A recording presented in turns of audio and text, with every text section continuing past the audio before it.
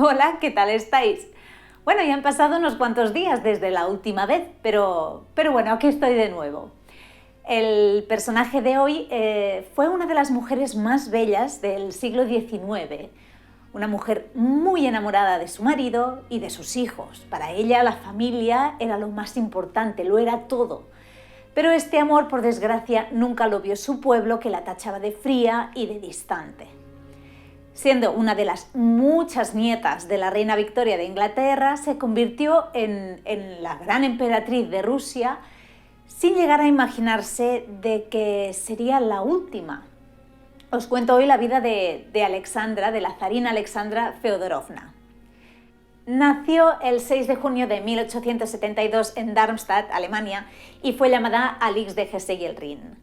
Era la sexta hija del gran duque Luis IV de Hessen-Darmstadt y de la princesa Alicia del Reino Unido, con lo cual era nieta de la mismísima reina Victoria de Inglaterra, del Reino Unido. Un mes después, más concretamente el 1 de julio, fue bautizada con el nombre completo de, como siempre son estos nombres reales, Alicia Victoria Elena Luisa Beatriz, en honor, pues a su madre y a sus 4 tías maternas. Desde bien pequeñita la familia pasó a llamarla Alix en lugar de Alice, y conforme fue creciendo pasaron a llamarla también Sunny, sobre todo su madre, debido a su personalidad siempre alegre y jovial.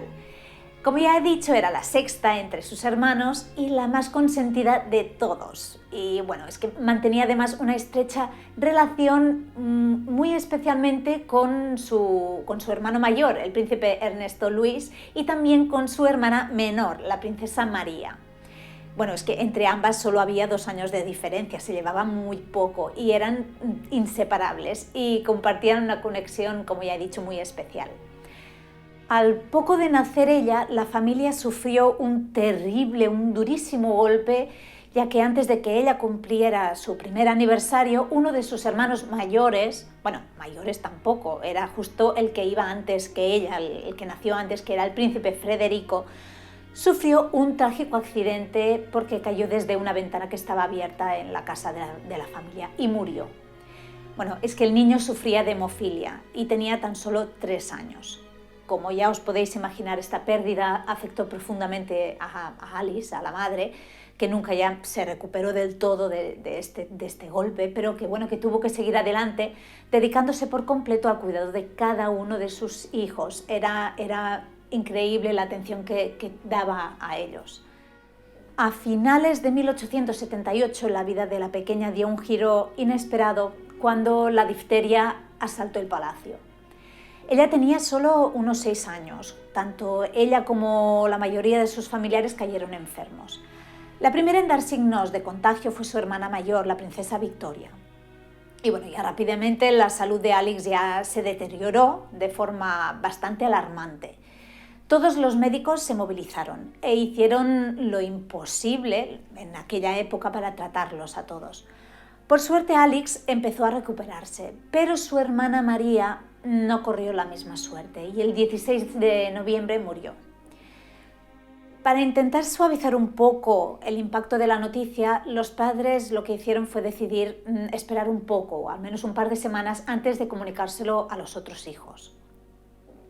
Pero menos de un mes después, el 14 de diciembre, la princesa Alicia, la madre, también cogió la difteria y murió. Lo que vivió esta familia en tan solo un mes fue una tragedia y un durísimo golpe para todos que indudablemente les marcó de por vida, ¿no? Ella también se vio afectada. El carácter alegre y radiante que la caracterizaba se truncó y ahora pasó a ser más bien una niña tímida, reservada, introvertida y muy melancólica. Después de disfrutar la mayoría de los veranos junto a la reina Victoria en Inglaterra, esta extraordinaria figura se convirtió como una especie de madre adoptiva para ella y también para sus hermanos. El vínculo que se forjó entre ellas, entre la nieta y la abuela, fue muy bonito, la verdad, y duró hasta la muerte de la abuela. Se querían mucho y Alix, sin duda, era su nieta preferida. Conforme iba creciendo, la reina Victoria consideraba que era su deber ayudarla a encontrar un marido adecuado. Y uno de sus primeros candidatos para ella fue el príncipe Alberto Víctor de Gales. Bueno, lo que aspiraba era que ella llegara al trono de Inglaterra en algún día, ¿no? Bueno, aunque Alix al principio tenía sus dudas, la persuasión de la reina Victoria que fue tan fuerte que al final acabó como medio aceptando esta propuesta. La reina, ya en 1889, los invitó a ambos al castillo de Balmoral con la esperanza de que surgiera el flechazo entre ellos, ¿no? El plan tuvo éxito a medias, ya que el príncipe sí que se enamoró de Alix y le propuso matrimonio. Pero ella pues no sintió lo mismo. Se lo pensó mejor y en mayo del año siguiente, de 1890, pues le escribió una carta rechazando amablemente su oferta. A la reina Victoria no le gusta nada esta decisión y así se lo hizo saber a su nieta porque, bueno, esta mujer pelos en la lengua no tenía.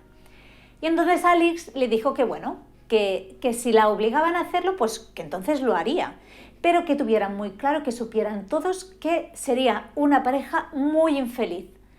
Y esto tocó la fibra de la reina, que por encima de todo lo que quería era el bienestar y quería mucho a su nieta, ¿no?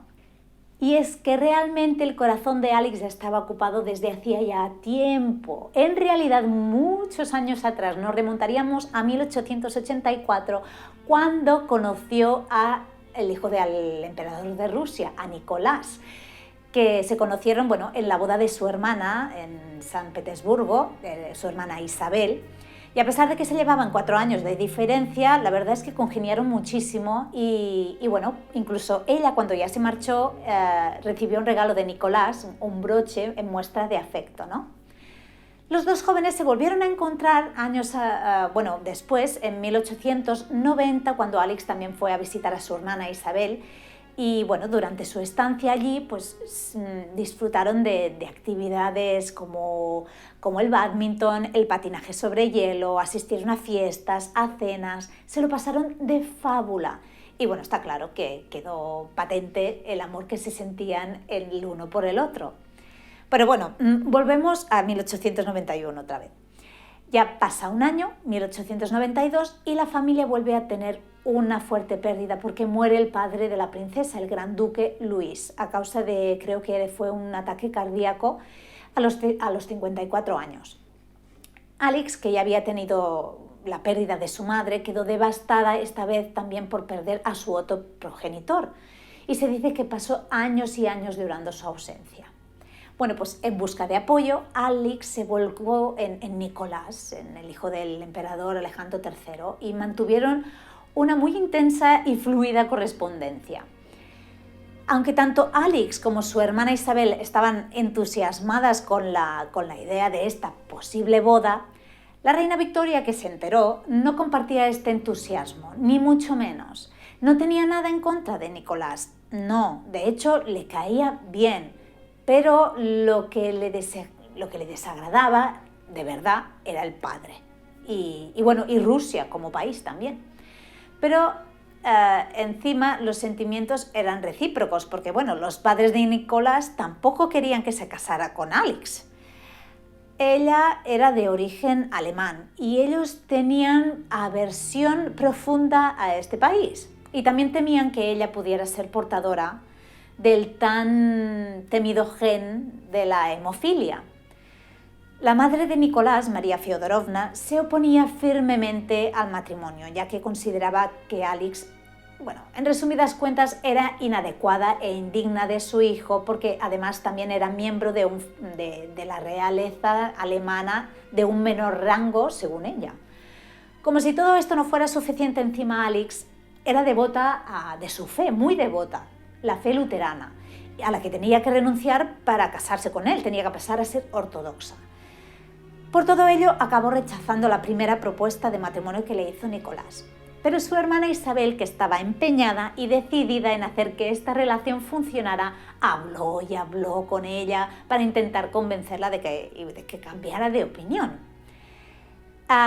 Alex y Nicolás se volvieron a encontrar en 1894 en Coburgo, en la boda de Victoria Melita y con el príncipe Ernesto Luis. Tras aceptar al final convertirse, Nicolás le propuso un matrimonio y esta vez Alex sí que aceptó y ya se anunció oficialmente el compromiso. En un principio la boda estaba planeada para la primavera de 1895, pero ¿qué pasó? El zar, el padre, Alejandro, se enfermó en septiembre de 1894 y pidió que se adelantara la boda para que él pudiera asistir. Fueron a buscar rápidamente a Alex a Alemania y la trajeron al Palacio de la Badia en un tren de pasajeros normal y corriente.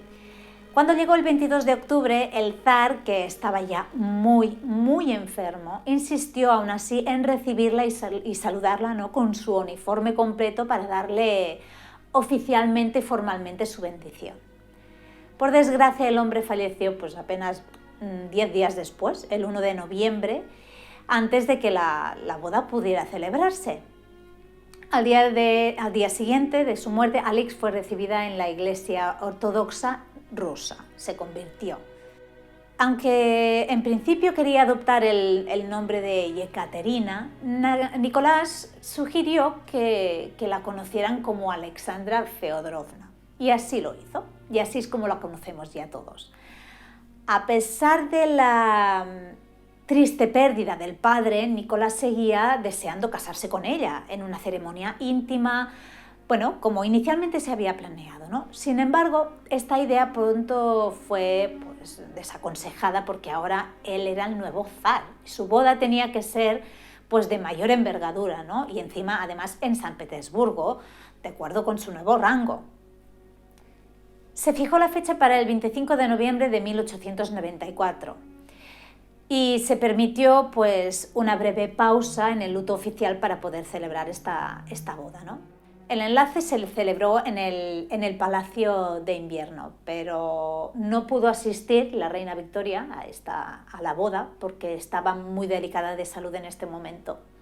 Y fue una boda muy triste, la verdad. Hacía tan poco que habían enterrado al zar que todos estaban tan abatidos que la propia Alexandra admitió más tarde que su boda pareció más una extensión, ¿no?, del funeral y del luto que no una ceremonia, ¿no? Y lo único que hizo fue cambiar el vestido negro por el blanco, nada más. A Alexandra, que hablaba perfectamente tanto el inglés como el alemán, le costaba entablar amistades en la corte rusa, donde predominaba el francés. Su timidez, además, que podía interpretarse como arrogancia, complicaba aún más las cosas.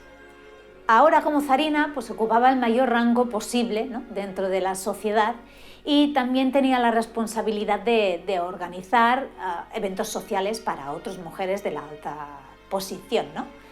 Pero es que Alex prefería limitar estas actividades porque es que no le gustaban demasiado, por no decir nada, la verdad.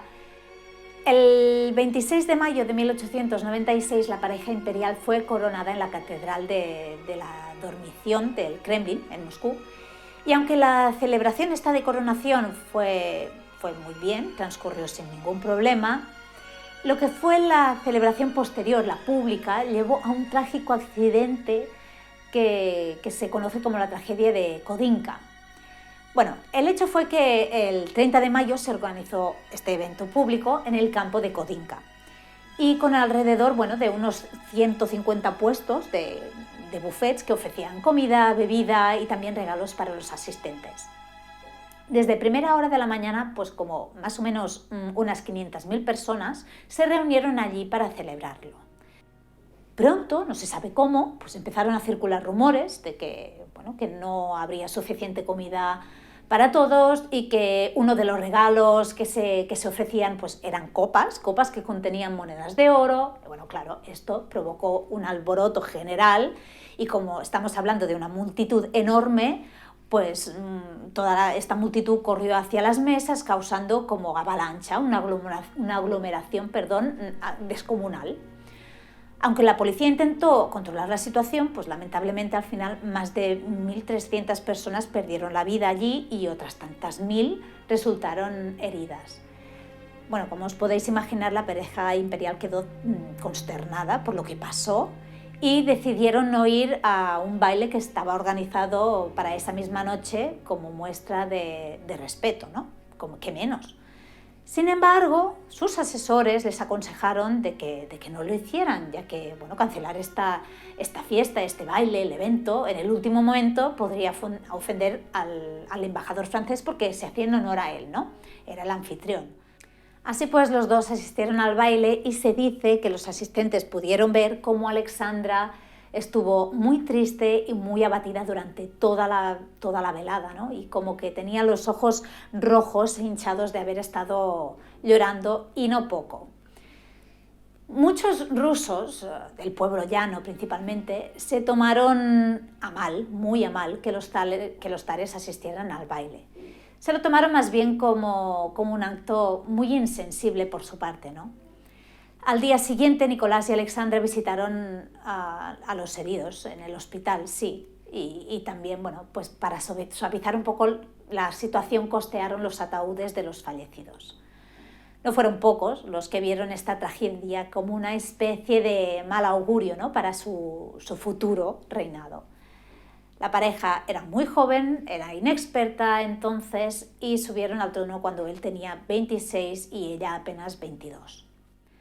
Alexandra, bueno, como ya he dicho, no gozó de mucha popularidad entre el pueblo, pero es que de hecho tampoco se esforzó, no mostraba mucho interés en ganarse a la gente. Quien sí estaba preocupada por la baja popularidad de Alex era su abuela, la reina Victoria, que le escribió pues, varias cartas instándola a ganarse el afecto y el respeto de su pueblo, que era algo muy importante. En noviembre de 1885 dio a luz a su primera hija, a Olga, lo cual generó una cierta controversia, porque las leyes rusas en aquel momento prohibían que las mujeres pues, heredaran el trono, ¿no? si había un varón Romanov vivo. Esto situaba a los hermanos y a los tíos de Nicolás por encima de Olga, la primogénita.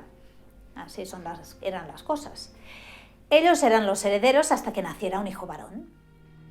Todo lo frío y distante que era Alexandra con el pueblo, está claro que no lo era para nada con su querido Nicolás. Justo todo lo contrario, porque bueno, pocos meses después volvió a quedarse embarazada. Pero lamentablemente esta vez sufrió un aborto espontáneo. Luego le siguieron los nacimientos de dos hijas más, Tatiana, el 10 de junio de 1897, y María, el 26 de junio de 1899. Cuando nació la cuarta hija, Anastasia, en 1901, ya la inquietud por la ausencia de un hijo varón ya era muy palpable, ya era grande.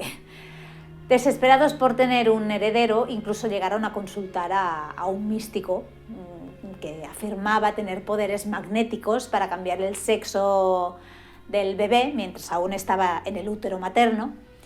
Y bueno, Alexandra quedó embarazada de nuevo, pero en agosto de 1902 tuvo otro aborto espontáneo. Poco después realizaron unas peregrinaciones al manantial de Sarov, que en esos momentos era conocido por tener efectos supuestamente milagrosos. Y bueno, sea como sea, la cuestión es que entonces Alexandra quedó nuevamente embarazada y esta vez parecía ir todo bien. Y sí, el 12 de agosto de 1904, para alivio de todos, nació un niño y bueno, lo llamaron Alexei. Sin embargo, la felicidad duró más bien poco, porque al mes más o menos de su nacimiento, un sangrado excesivo en la zona umbilical le hizo evidente a los médicos, bueno, y a la familia, que el bebé había heredado la tan temida hemofilia. Los padres quedaron destrozados, especialmente Alexandra, porque bueno, se sentía responsable en cierto modo por haberle transmitido esta enfermedad, porque ella sabía que ella era la portadora, ¿no?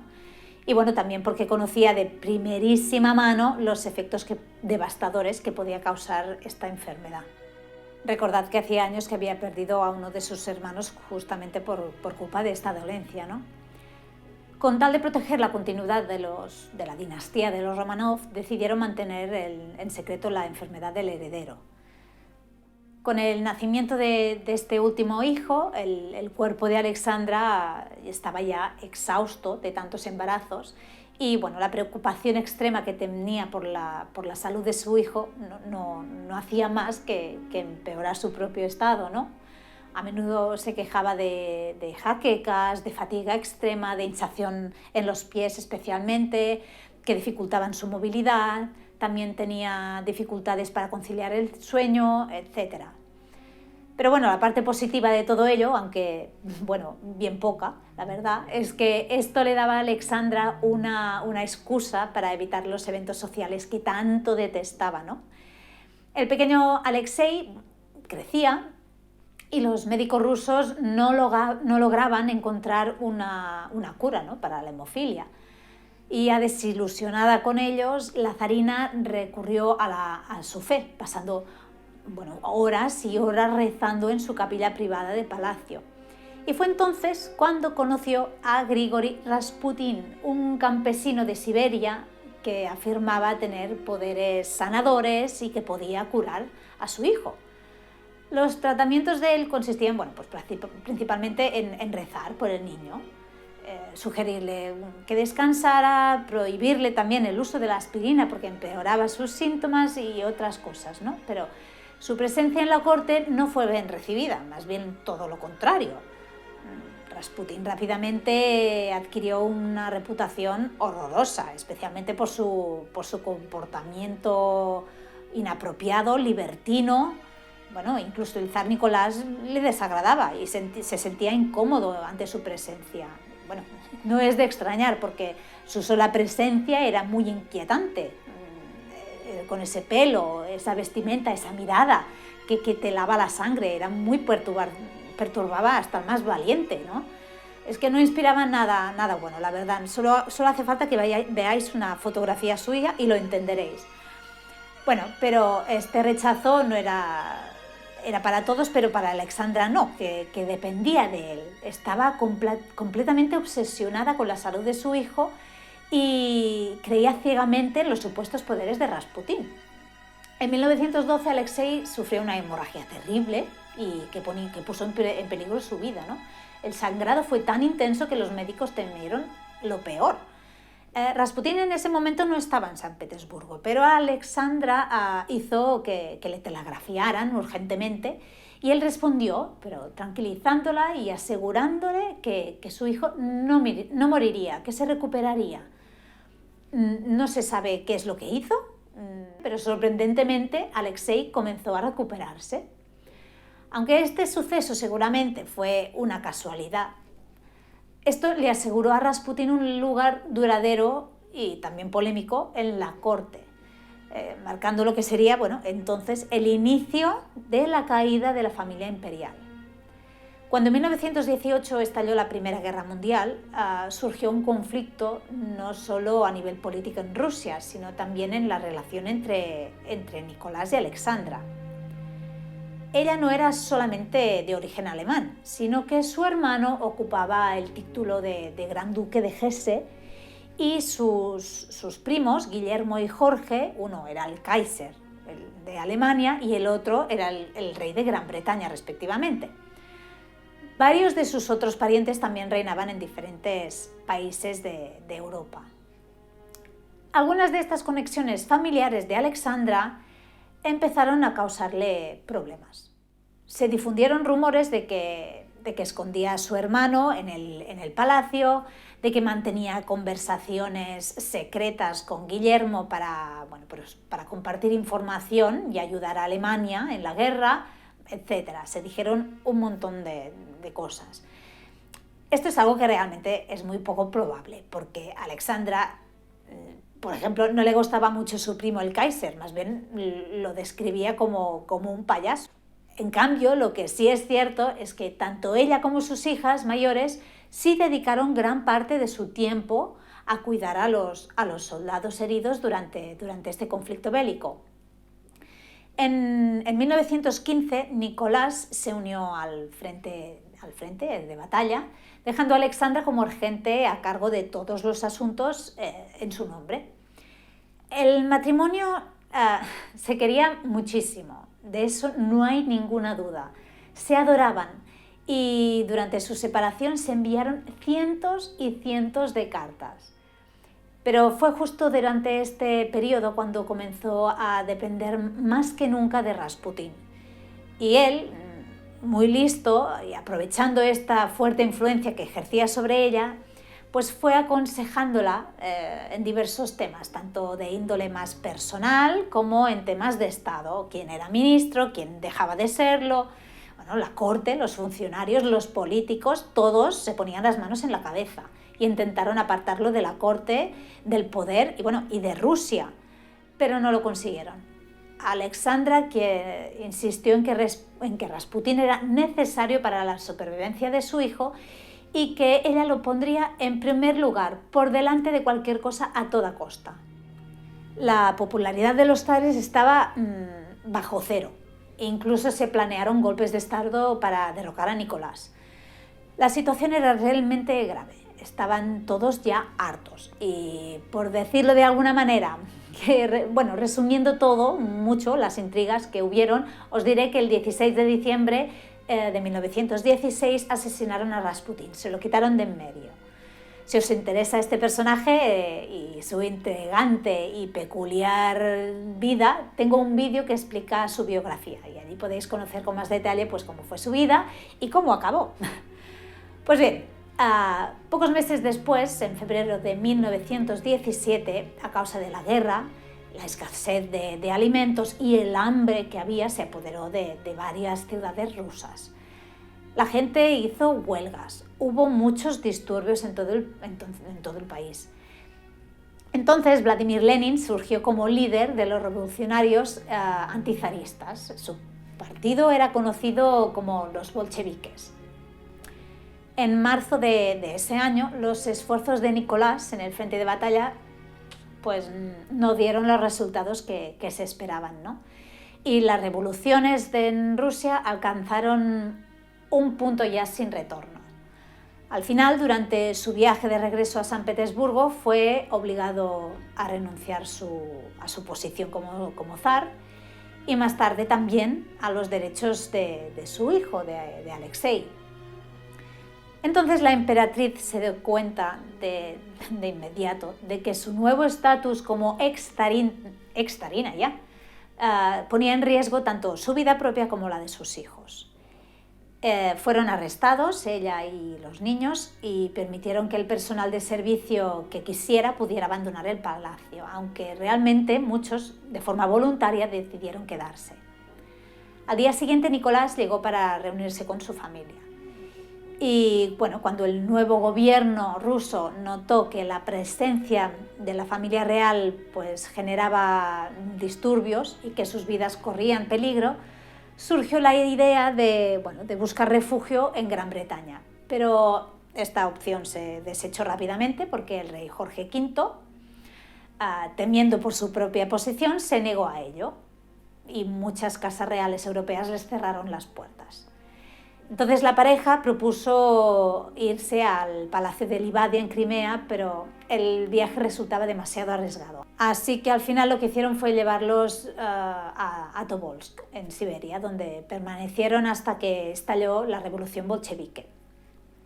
El 30 de abril de 1918, Alexandra, Nicolás y su tercera hija, María, se mudaron a la casa Ipatiev en la ciudad de Ekaterimburgo, que estaba bajo el control de los bolcheviques. El resto de la familia y el personal viajaron por separado, ya que Alexei necesitaba unos días más de viaje debido a su mala salud. Al llegar notaron que su nuevo hogar y los nuevos guardias eran muy diferentes a los que estaban acostumbrados hasta entonces, ¿no? Estos guardias ya no eran tan amables y tenían un trato más severo y amenazante. En esta casa solo les permitían salir 1 hora al día para estar al aire libre.